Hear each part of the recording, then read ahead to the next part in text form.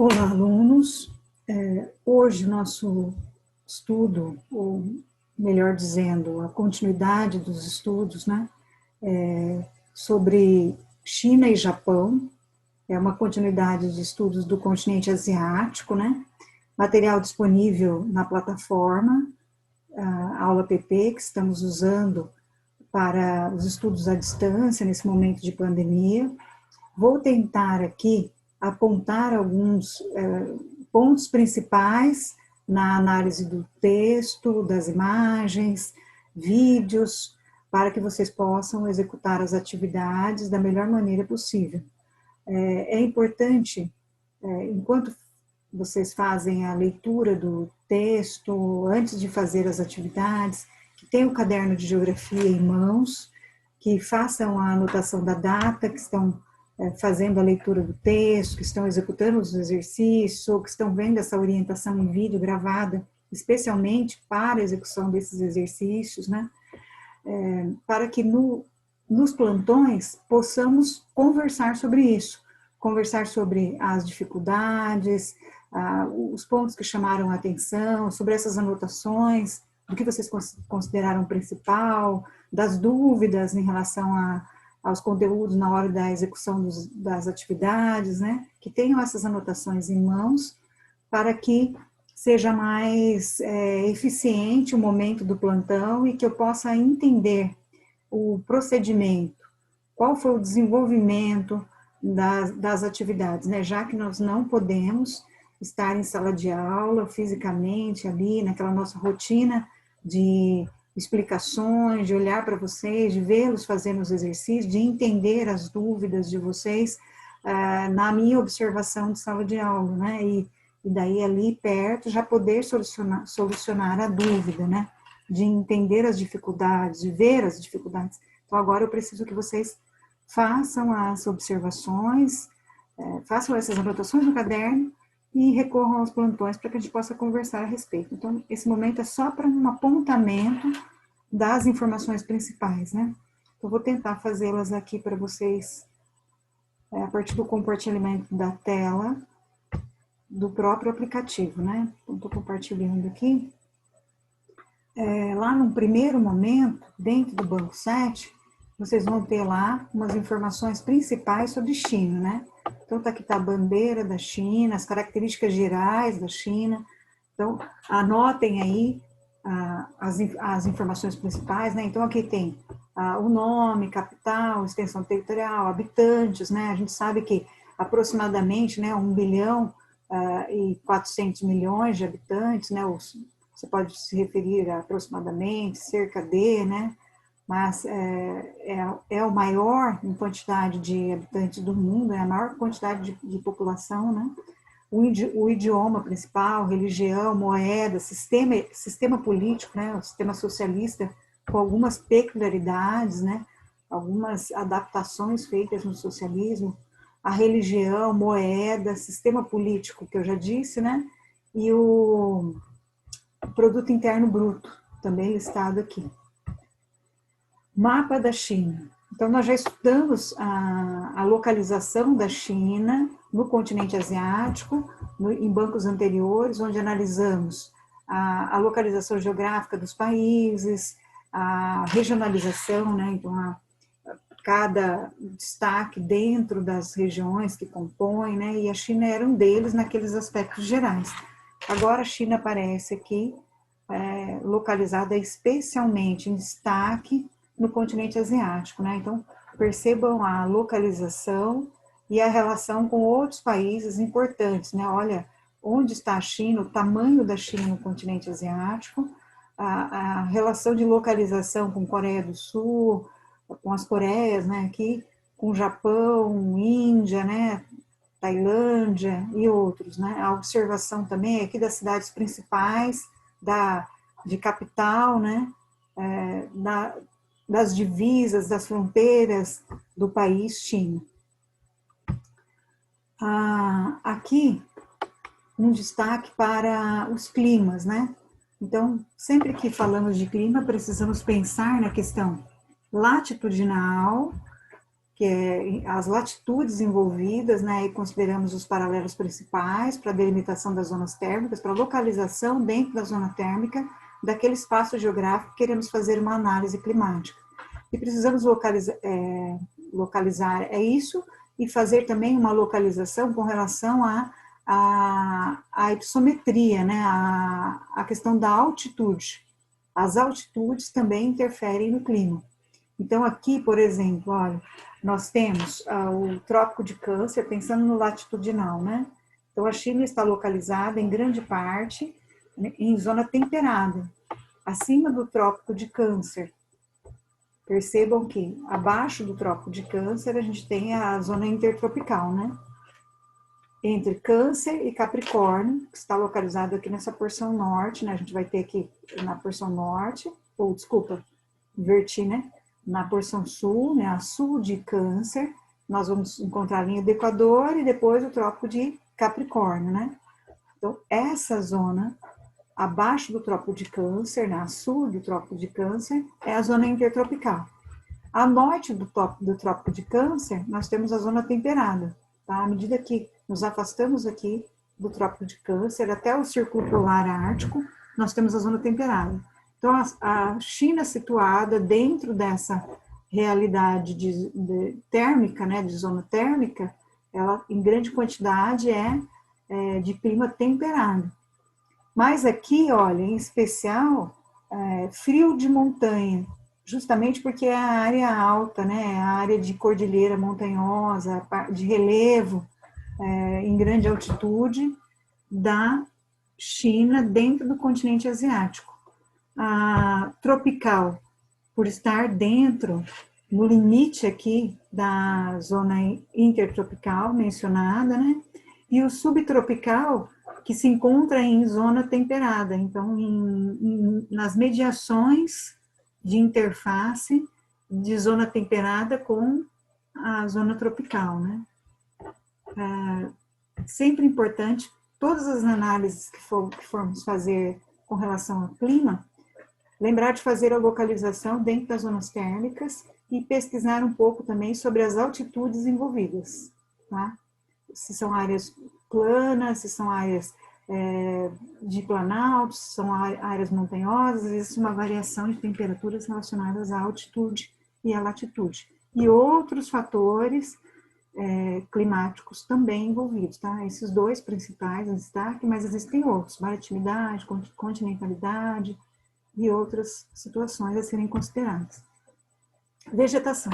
A vegetação está diretamente relacionada ao clima. Então, existe um vínculo muito grande entre clima e vegetação. As espécies estão condicionadas, adaptadas àquela realidade climática, àquela condição de umidade, até de formação do solo, de volume de solo, tipo do solo, tudo está relacionado à questão climática e que por sua vez está vinculada à localização geográfica, às altitudes, né, à condição de relevo.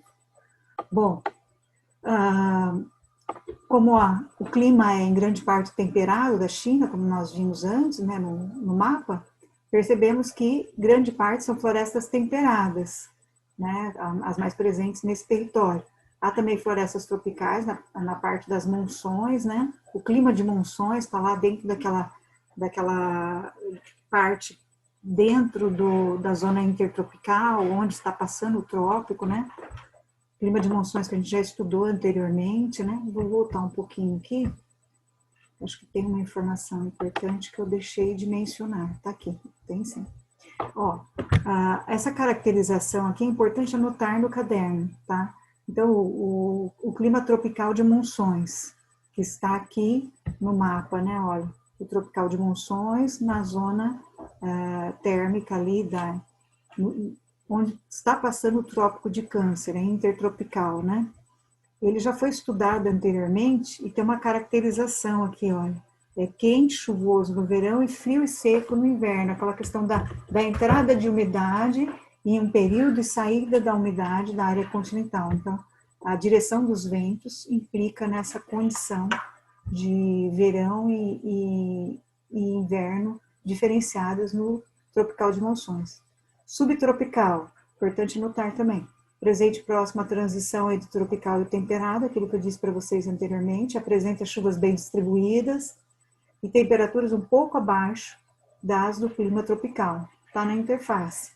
O temperado, estações do ano bem definidas, verão quente, inverno frio, pode até nevar, e primavera, outono fazem a transição entre a estação quente e fria.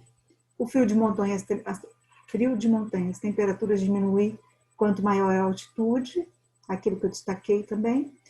Árido e semiárido, presente na porção noroeste, uma região seca e com desertos, esse clima é bem quente e seco. Continuando aqui, então, a vegetação está diretamente ligada àquelas características principais que, mais uma vez, vou destacar, é importante anotar no caderno. Nós vamos usar para a execução dos exercícios e é importante a gente resolver as dúvidas com relação a isso lá nos plantões. Se ficaram dúvidas, me falem nos plantões. A vegetação está diretamente relacionada ao clima, outro ponto importante, né? As florestas chinesas foram muito devastadas devido a milênios de uso da terra, expansão agrícola e urbanização. Então, à medida que se avança em ocupação da terra pelo homem, que em assentamentos urbanos e indústrias, se substitui a área natural vegetada por usos e ocupações que estão relacionados às necessidades humanas, né? Então, quanto maior for esse uso e ocupação, menor a quantidade de vegetação nativa nesses lugares, né? Como a gente viu anteriormente, a China tem mais de 1 bilhão e 300 milhões de habitantes, né? Então, pensem no uso dessas áreas vegetadas ou na devastação dos biomas chineses, né? Aqui tem um vídeo para vocês assistirem e entenderem um pouco mais dessa questão das vegetações da China, né? Eu aconselho que assista, que faça as anotações. É possível observar a paisagem, ver a relação das altitudes, a variação de vegetação, né? O relevo. Então, faça as anotações e conversamos a respeito do que vocês acharam principal. Relevo.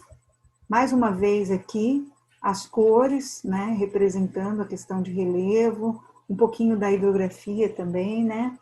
Então, aqui a cor do amarelo está representando menos de 200 metros de altitude, né? O verde, 201 a 2.000 metros, e esse marrom, mais de 2.000 metros, né, de altitude. E tem uma questão aqui também de ordenamento das cores para a interpretação da questão da altitude, mas também um numérico aqui, uma numeração que nos ajuda a localizar mais rápido ainda na legenda, né? Então, esse tipo de mapa é uma representação visual bastante eficiente, fácil de obter informações a respeito do que está proposto, né, no título do mapa aqui. Vamos voltar aqui, ó, relevo. Então, representação do relevo em cores ipsométricas, mas a numeração ajuda a gente a entender um pouquinho melhor, né? Os números indicam as localidades aqui, olha. Número 1 lá, Manchúria, 2, Mongólia Interior, o 4 aqui, olha, um destaque para o 4, aquela região do Tibete, então uma área montanhosa, a área mais alta, né? A gente vai vendo a concentração de população que vem adiante, bastante relacionada a essa condição de relevo.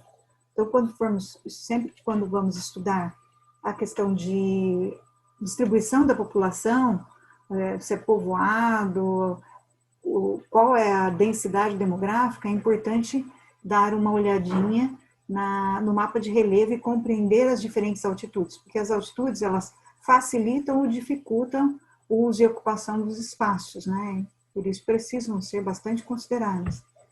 A questão da hidrografia, né? Nas planícies, que vimos lá no mapa anterior, né, a localização das planícies, existem muitos rios importantes que nascem no Planalto do Tibete, sempre os rios nascendo nas porções altas, né, e correndo em direção às partes mais baixas do relevo, né, então correm em direção ao Oceano Pacífico, aqui no caso, né. Os principais são o Yangtze, né, também chamado de Rio Amarelo, Yangtze, Rio Azul, onde percorrem esses rios nas planícies. Onde esses rios existem? Nas planícies.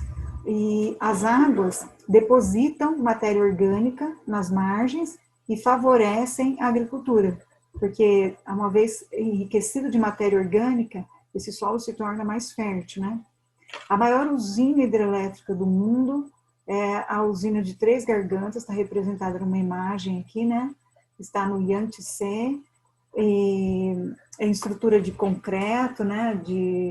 Essa usina abastece 60 milhões de chineses por ano. Está representado aqui, né? A imagem dela, o link, né, para que vocês recorram aí à fonte utilizada para a produção desse material, né? A população, a demografia. Lembra que eu disse lá? Impossível, é importante, né? É importante analisar a demografia a partir de um comparativo do mapa hipsométrico, das altitudes, né? Da disposição do relevo do determinado país. Aqui no caso é a China, né? A população chinesa é uma das mais antigas do mundo, que passaram por diversos confrontos e acontecimentos históricos, né?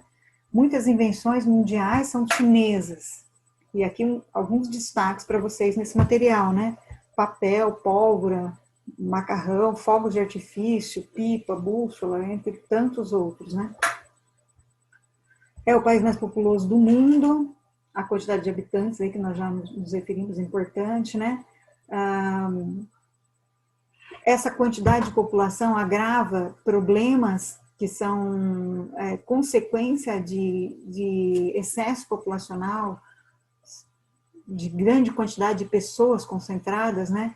Que é aumento do uso dos recursos naturais e o risco de se agravar questões ambientais também, como poluição, né? Dificuldade de alimentação, moradia, dentre outros tantos relacionados à grande quantidade de população concentrada, né? Toda essa população está mal distribuída no território chinês. Aqui é um dos pontos mais importantes. Essa população, além de ser a maior do mundo, ela está mal distribuída dentro do território. E a explicação para isso está bastante relacionada à questão do relevo, a configuração do relevo, né? Não só isso, mas também isso, né? Está dizendo aqui para vocês que toda a população está mal distribuída.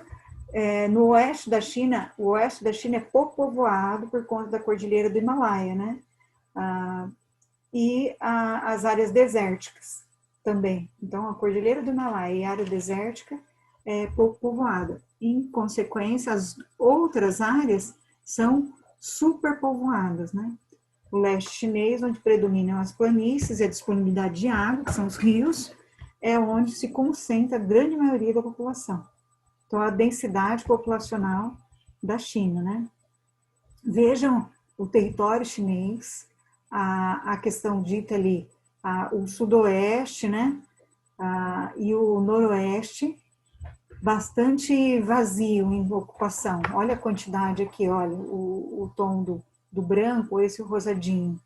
Habitante por quilômetro quadrado, menos de 1 a 10, né? Olha o vazio populacional que nós temos no sudoeste, no noroeste, né? Ao passo que a sudeste, leste, né? A concentração é muito intensa, a quantidade de pessoas aglomeradas nessa porção do território chinês, né? Então, veja que esse tom mais escuro aqui são mais de 400 habitantes por quilômetro quadrado, né? É bem diferente. E tem uns círculos também representando as cidades mais povoadas, onde há maior concentração de pessoas por quilômetro quadrado também, né? Quanto maior o círculo, maior a quantidade de pessoas por quilômetro quadrado ou metro quadrado dentro do território, né? Deixa eu ver aqui. A política do filho único, né? A política do filho único a gente já conversou anteriormente também, mas vou fazer alguns destaques para vocês, leiam com atenção, né? Ela é uma política que se instaurou lá na década de 70, né? Está escrito aqui para vocês, permitia somente um filho por casal, e caso descumprisse a regra, multas caras eram aplicadas. Ela teve toda uma implicação ao longo do tempo, né? Onde as consequências levaram a alguns problemas que precisaram ser revistos, né? Então, uma consequência aqui para isso, né? Dita: o homem herda o nome da família e sua herança, e tem um papel de cuidar dos pais ao se tornarem idosos. Isso fez com que muitos casais, tendo a possibilidade de ter um único filho, abortassem, com o aborto permitido, né? Quando descobriam que eram meninas, e levavam a gravidez adiante apenas quando tinham certeza que, podendo ter um único filho, que esse filho seria um menino, né? Então, aumentou a quantidade de população masculina em detrimento do crescimento da população feminina, né? Isso foi uma das consequências. As pirâmides populacionais, né? Tem aqui uma pirâmide de 1950, então a gente já estudou pirâmide etária anteriormente, né? Então, a base da pirâmide, nós temos lá a população de crianças, né? À medida que vai se encaminhando para o corpo da pirâmide, para o meio da pirâmide, a população jovem, adulta, e o topo da pirâmide estão os de maior idade, né? A população idosa. Vejam que em 2020 o modelo da população aumentou bastante, né? E em 2100, existe essa perspectiva de alteração da pirâmide etária da China, né? Então, assim, a gente pode fazer uma análise em linhas gerais, que a gente pode retomar lá nos plantões sobre a questão dessa alteração. Pensando no que a gente já viu anteriormente sobre pirâmide etária, né? A gente conversa sobre essas alterações e essas perspectivas, tanto da população masculina quanto da população feminina, um bom ponto para a gente discutir e retomar nos plantões, tá? Em 2015, vou destacar o último parágrafo aqui. Em 2015, ao ter atingido o objetivo de frear o crescimento da população, né, o governo chinês modificou a lei.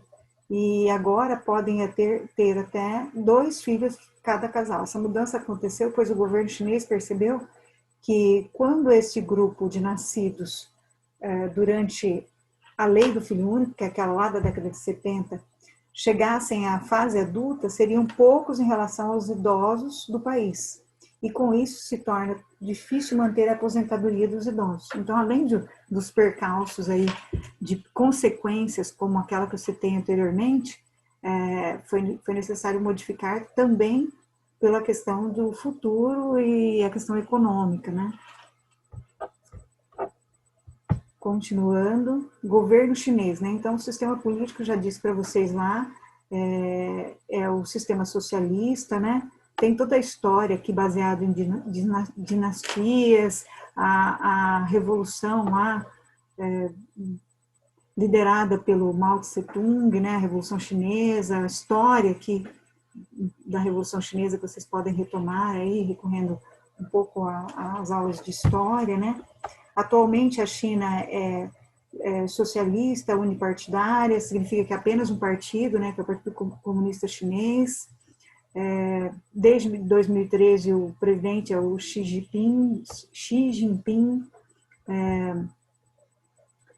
Apesar de ser uma república socialista, muitos atos do país são controversos, né, já que a entrada de multinacionais é permitida e uma economia voltada à exportação são práticas de países capitalistas. Então, eles fizeram uma adaptação, né? E criaram umas zonas econômicas para a entrada dessas multinacionais. Uma adaptação com uma certa inserção do capitalismo controlada dentro do socialismo, né? Para entender um pouquinho melhor e fazer essa retomada histórica sobre a Revolução Chinesa, eu aconselho a ler, a assistir o vídeo e anotar essas informações, fazer uma retomada histórica aqui, né? Continuando, a economia, né, é um dos países onde a economia mais cresceu nos últimos 25 anos, é a segunda maior potência econômica, atrás apenas dos Estados Unidos, né? Se o crescimento chinês continuar nessa velocidade, há uns anos a China, dito por muitos teóricos aí, passará os Estados Unidos a se tornar a maior economia do mundo, né? Há controvérsias. Bom, o fato que impulsionou este avanço da economia foi a abertura econômica a partir de 1976, que permitiu a exportação de seus produtos para todo mundo. Aí tem um pouco do PIB. Tem um gráfico aqui que vocês podem analisar e fazer anotações sobre a questão da crise financeira, a variação ao longo dos anos, né? A balança comercial deles, a quantidade de exportações, então a venda, a balança comercial implica a diferença ou a regulação entre exportação, que é venda, e importação, que é compra, né? Então, no caso, se o país exporta mais que importa, o saldo é positivo, que é chamado superávit. O caso da importação seja maior, né, que é a exportação, o saldo é negativo e é chamado déficit dentro da balança comercial. A gente pode discutir isso um pouquinho mais lá, né? Anotem aí, déficit e superávit. Se houver dificuldade, vamos retomar, né, para a gente esclarecer as dúvidas. É um termo dentro da economia. Deixa eu ver o que mais, né? As zonas econômicas especiais, aquelas ditas de abertura dentro de uma república socialista, dentro do sistema socialista, mas uma abertura às multinacionais que funcionam dentro do capitalismo, né? Então, onde funciona, como funciona isso? A criação das zonas econômicas especiais. Então, tem um vídeo especialmente para explicar para vocês os detalhes dessas zonas econômicas especiais. Então, assistam e façam as anotações a respeito. O desenvolvimento, né? Apesar de ser uma economia forte, toda essa renda gerada na China, ao ser distribuída pela sua população, que é mais de 1 bilhão de habitantes, né? Cerca de mais de 1 bilhão e 300 milhões de habitantes, o resultado é médio-baixo. Assim como o Brasil, a China é integrante dos BRICS, pois também é um país em acelerado desenvolvimento. O Brasil e o índice de desenvolvimento humano em outros países, né?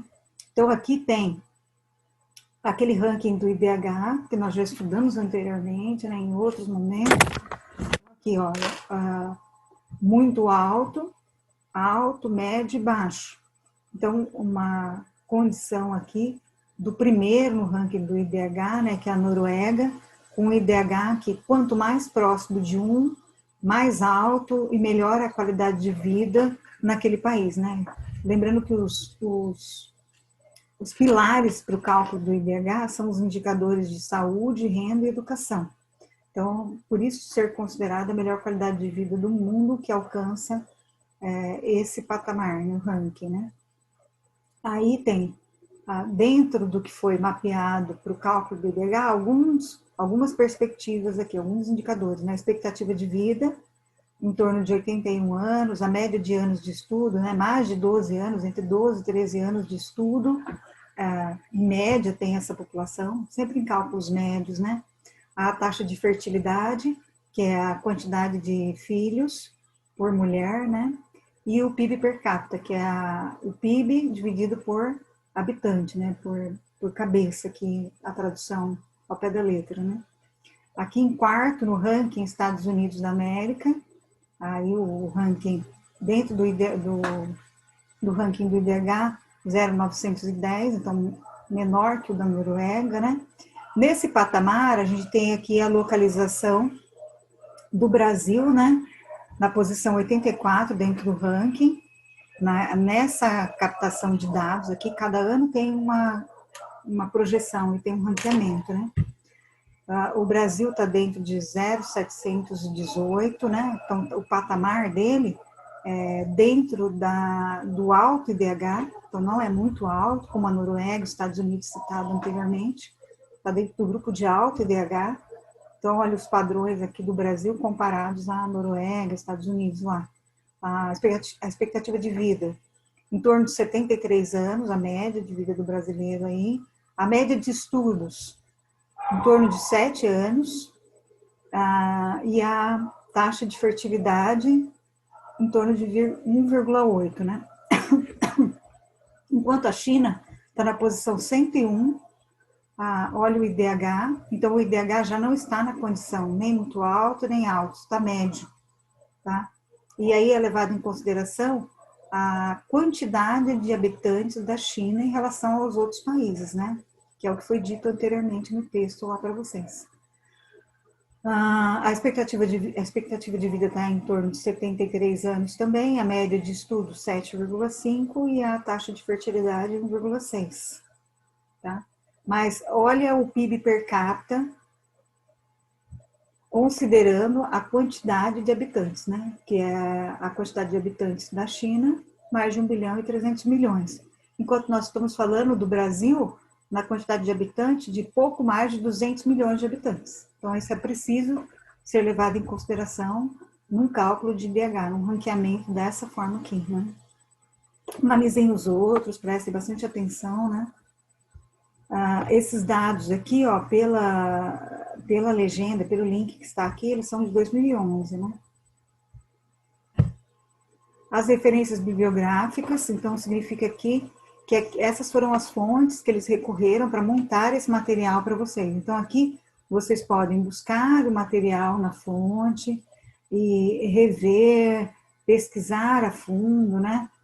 Tem vídeo aqui também, olha, o link do vídeo que foi usado dentro da aula para ajudar a compreender essa questão da China, né? Para enriquecer os estudos, sempre bom retornar aí às fontes, né? Tem mais um assunto, né?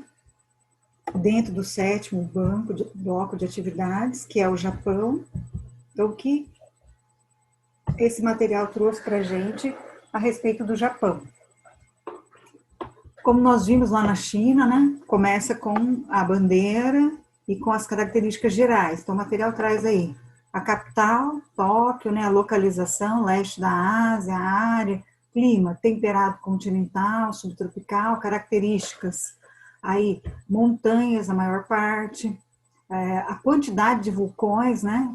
225 vulcões, com 65 vulcões ativos, né? Terremotos frequentes, fontes termais, geysers, águas sulfuradas, planícies no litoral e no interior das ilhas, né? Cidades principais, a população, a quantidade de população, né? Cerca de 126 milhões de habitantes, né? O mapa do Japão. Então, aqui, olha, a localização, então, estamos falando de ilhas, né? Então, o Japão é uma composição de ilhas bastante populoso, povoado, né? Bastante povoado. A quantidade de população bem distribuída dentro do território. Então, eles utilizam muito do espaço que é restrito, considerando a quantidade de pessoas e essa situação da configuração territorial em ilhas, né? O clima. Ao norte recebe a influência das massas frias e secas que se deslocam da Sibéria, da corrente fria, né? E das monções de inverno também. Ele sofre influência dessas condições, configurando um clima temperado e frio. Na porção central do país predomina clima temperado oceânico, preciso considerar as correntes aqui citadas também, e ao sul, clima subtropical, influenciado pela corrente quente e pelas monções de verão, né? Então, toda essa questão da temperatura das águas, das direções dessas correntes marítimas de umidade, né, influencia essa realidade climática, além da localização geográfica e da configuração de relevo do Japão, né? Então, aqui, olha, a gente tem o que está citado no texto, né? Através das setas, monção de inverno, corrente fria, corrente quente, monção de verão. Então, eu faço uma análise do mapa, observando bem a legenda dentro do que está de visual aí, né? Nas cores, na simbologia. A questão dos climas, né? O clima frio, olha a localização, né? Mais ao norte. Quanto mais ao norte, estamos caminhando aqui para as bordas, né? Os extremos da zona temperada.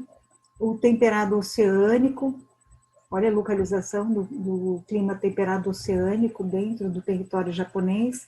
O subtropical, nas imediações da zona intertropical, né, mais próximo da zona intertropical, na borda da zona temperada, né, e a porção tropical, que é a de maiores temperaturas dentro do território japonês. A questão do relevo é constituído em maior parte por montanhas, que já foi dito anteriormente, é resultado de dobramento moderno, né? São encontros de placas convergentes, por isso aquela quantidade de sismos e de vulcões ativos, né?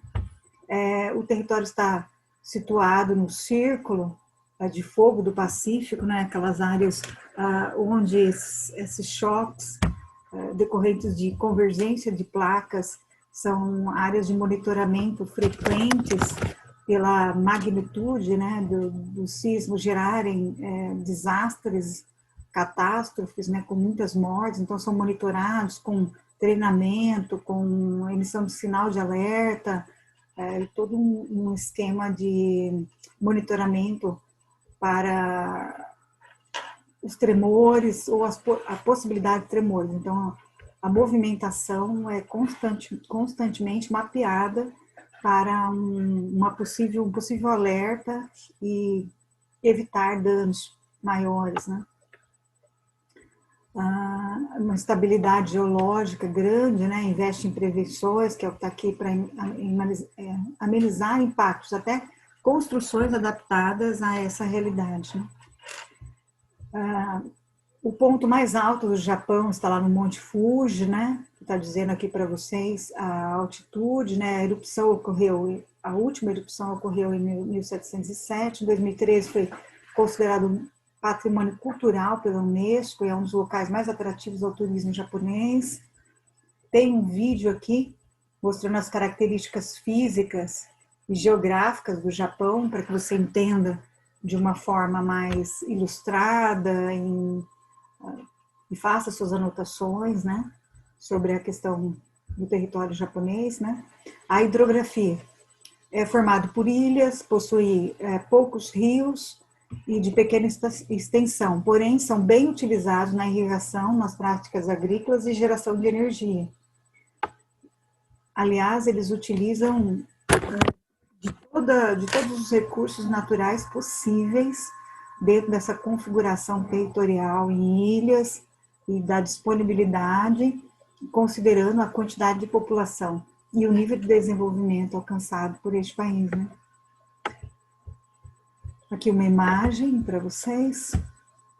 A vegetação, composta por florestas de coníferas, que são aquelas das famílias dos pinheiros, né, em sua maior parte, cobrem a maior parte dos conjuntos montanhosos do país, são plantas adaptadas a climas temperados, mais frios, né, tornando essas nações mais arborizadas, né. Diversos tipos de vegetação crescem quase espontaneamente nas várias regiões do país, devido ao fato de seu território incluir regiões pertencentes às zonas subtropicais, temperada, fria, como eu disse aqui. Então, imagem, né, desse tipo de vegetação. A população japonesa é a 11ª maior do mundo, né, com aproximadamente 126 milhões de habitantes.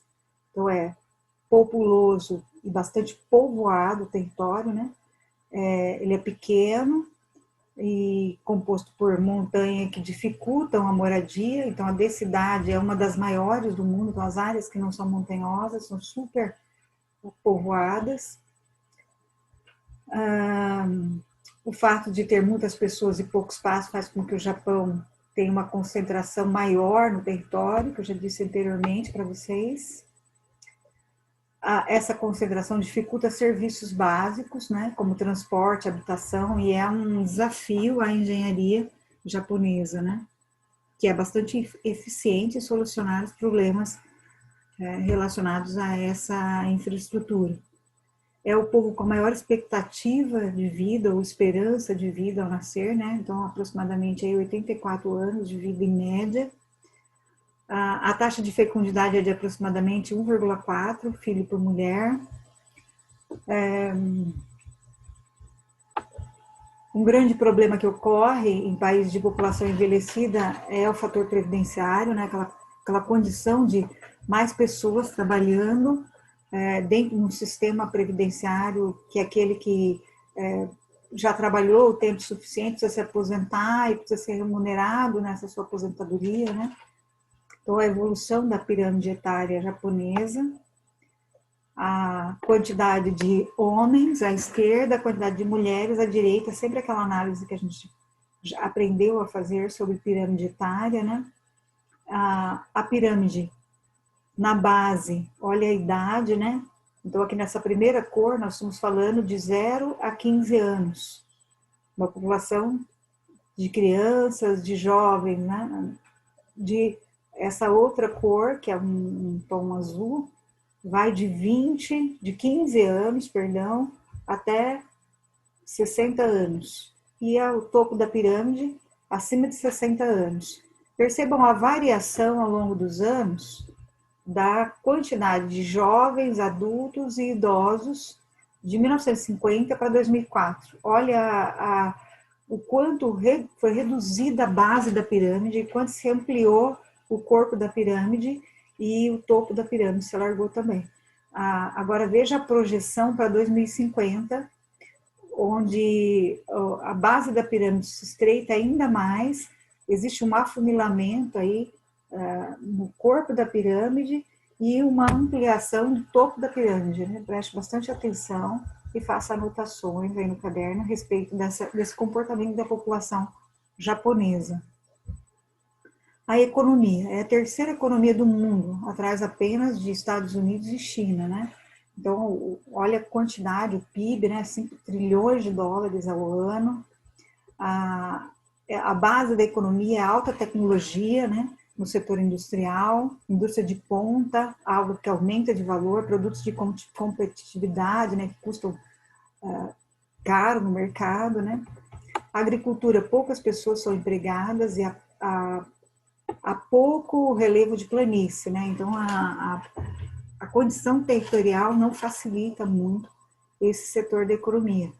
Então, a pesca é parte importante da economia japonesa, se alimentam muito de animais marinhos, né?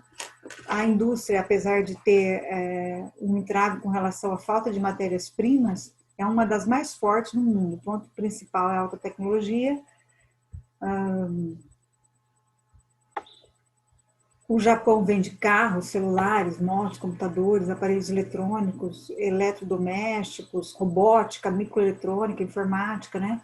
Grandes empresas japonesas, né, citadas aqui, como Sony, Honda, Toyota, Nissan, dentre outras aqui, né? Destaquem aí, anotem no caderno quais delas vocês já ouviram falar, quais vocês percebem aqui no Brasil, né? Para a gente conversar lá nos nossos plantões. Desenvolvimento. Então, aqui tem uma análise comparando a Bélgica, dentro da Europa, com o Japão, para fazer um mapeamento do desenvolvimento japonês. Só a título de comparativo, né? Então, tá aqui, olha, o Japão, interessante essa análise, né? E a Bélgica. Então, a renda per capita anual de um e de outro, a expectativa de vida, olha, a expectativa de vida do japonês, né? Dizendo aqui em torno de 85 anos, enquanto do belga, 81 anos. O nível de alfabetização, quase 100%, né? 99% do japonês, 90% da Bélgica, que é um grande destaque dentro da Europa, né? Acesso à internet, 92%.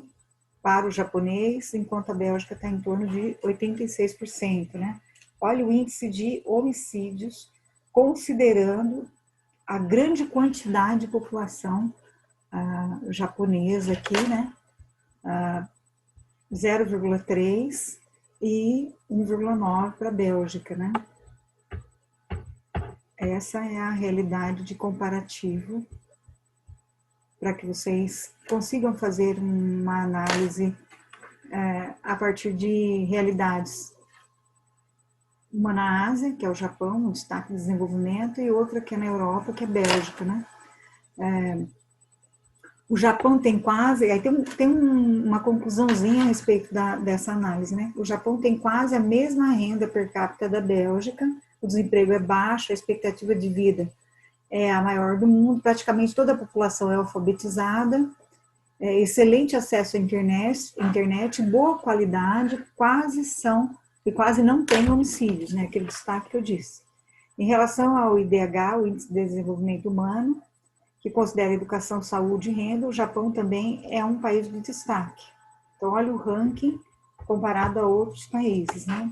De novo aqui, um ranking do IDH. Nesse ranqueamento, aparece o ano aqui. Bom, não estou vendo aqui o ano, né? Mas ele aponta a primeira, a Islândia, né? A primeira colocação aqui. E o Brasil aparece aqui na posição 70, né? E vamos ver a realidade aqui do Japão. O Japão, 8º. Dentro desse ranking, a 8ª posição, né? Preciso acessar o link aqui e ver a data, já que ela não aparece dentro da fonte, né? Do ranqueamento aqui. Cada ano tem um ranqueamento diferente, né? Não aparece aqui também, não. Vou ver no plantão, a gente conversa a respeito. E aqui as referências bibliográficas, tá? Então, aqui a fonte, onde buscou-se informação para montar esse material, de onde foram retirados esses dados, né? Esses gráficos, essas tabelas, esses mapas. E tem um vídeo aqui sugerido das características físicas do Japão, que compõe lá um material do Descomplica. Então, consultem o material para que possa aprofundar os estudos, para que possa compreender melhor, ou ainda tentar absorver mais esses estudos sobre o continente asiático, sobre China, sobre Japão, e que a gente possa ter mais informações para discutir, refletir sobre esses assuntos nos nossos plantões, tá? Participem dos plantões, levem as anotações no caderno, e por hoje é só. Aguardo vocês para a gente continuar essas reflexões, tá? Boas atividades, espero ter contribuído um pouquinho para entender esse material, ou para destacar, que o objetivo era esse, né? Destacar informações principais para o momento de análise desses textos, dessas tabelas e execução das atividades. Por hoje é só, até mais.